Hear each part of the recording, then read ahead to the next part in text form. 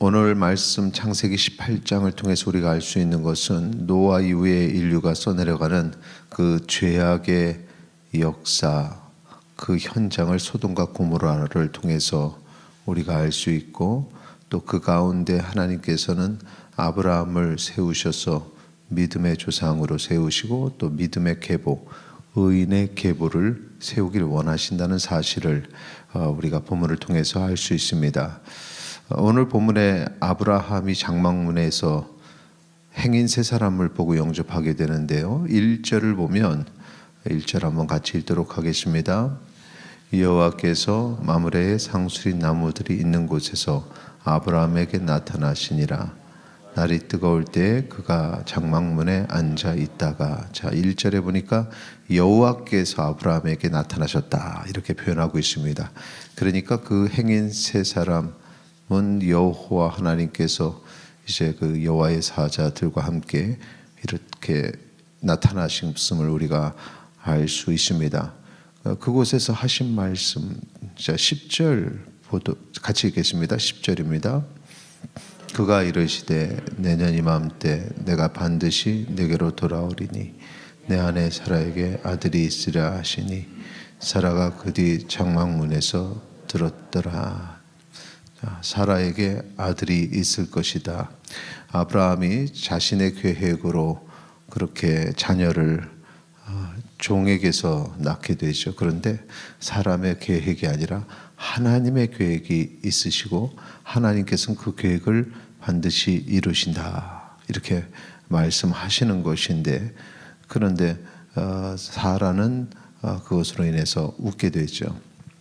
그런데 이 웃음은 불신앙과 냉소적인 웃음입니다. 그러니까 인간이 가진 그 불신앙과 냉소가 웃음으로 드러나게 된 것인데, 하나님께서는 그 웃음을 바꾸십니다. 그래서 기쁨의 웃음으로 바꾸시게 됩니다.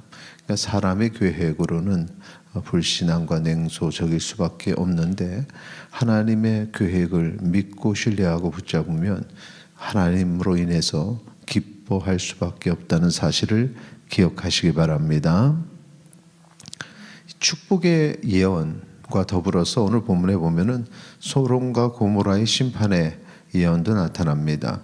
20절, 21절 같이 읽겠습니다. 여호와께서 또 이르시되 소돔과 고모라에 대한 부르짖음이 크고 그 죄악이 심히 무거우니 내가 이제 내려가서 그 모든 행한 것이 과연 내게 들린 부르짖음과 같은지 그렇지 않은지 내가 보고 알려 하노라. 아멘. 소돔과 고모라에 대한 부르짖음이 크고 죄악이 심히 무겁다. 이것이 이제 소돔과 고모라의 모습입니다. 오늘 본문 속에서 아브라함이 그 성을 용서해 달라는데 그 이유는 그곳에 조카 롯의 가족이 있기 때문에 그렇습니다. 그 용서의 조건 의인 50명, 그 숫자는 45명, 40명, 30명, 20명 그리고 마지막에 10명 이렇게 줄어들게 되는데, 그것이 아브라함이 가진 불안함입니다. 이 땅에 의인이 그렇게 없을 것 같다는 거죠. 32절 말씀 같이 읽겠습니다. 아브라함이 또 이르되 주는 노하지 마옵소서. 내가 이번만 더 아뢰리이다. 거기서 신명을 찾으시면 어찌하려 하시나이까. 이르시되 내가 신명으로 말미암아 멸망하지 아니하리라. 자, 마지막 그 10명의 조건까지도 하나님께서는 받으셨습니다.